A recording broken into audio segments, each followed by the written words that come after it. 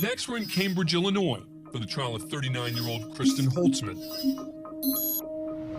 During the previous year, friends and community members rallied around the mother of two after she posted on social media she'd been diagnosed with brain cancer. Numerous fundraisers were organized and raised more than $16,000 to help pay for her treatment. Problem is, Holtzman didn't have cancer. After receiving a complaint, police opened an investigation and looked at her medical records and use of the donation money. When things didn't add up, she was charged with felony theft. As Holtzman's attorney, Jack Schwartz, cross-examines one of the prosecution witnesses, he brings up a criminal charge from the woman's past, but it's one she was never convicted of. It looks like it was dismissed, however, she was forced to pay restitution. Schwartz has just made a major legal mistake.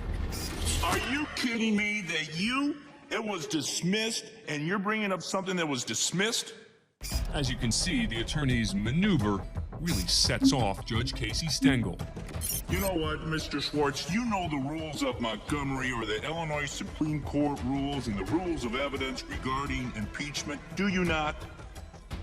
The rules Judge Stengel's referring to are that a witness's criminal history is only allowed in court if it was a felony conviction or a misdemeanor conviction proving dishonesty. In this case, it was neither, but perhaps a backhanded attempt to undermine the witness's credibility. And how long have you been practicing law to know those rules?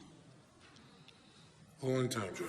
Feeling the judge's wrath, Attorney Schwartz doesn't even look up to answer his questions. So why did you happen to bring this out as a part of your strategy?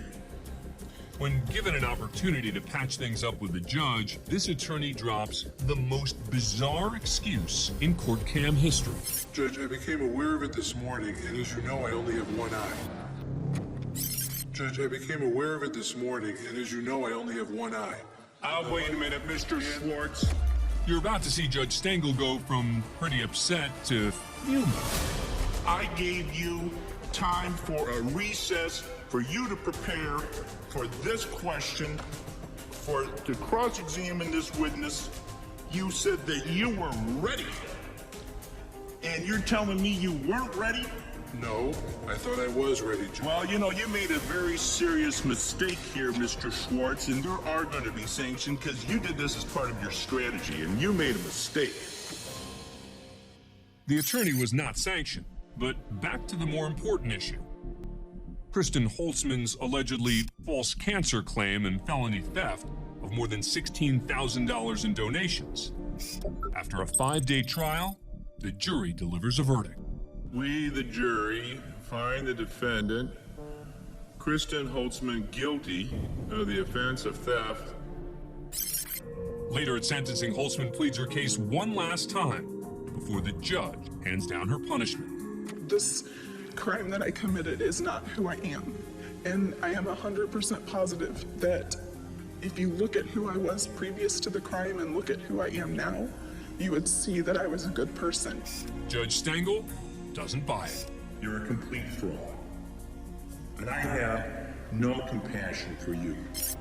For felony theft by deception and solicitation, Kristen Holtzman sentenced to 3 years in prison, followed by 2 years of supervised release, and is ordered to pay $16,000 in restitution.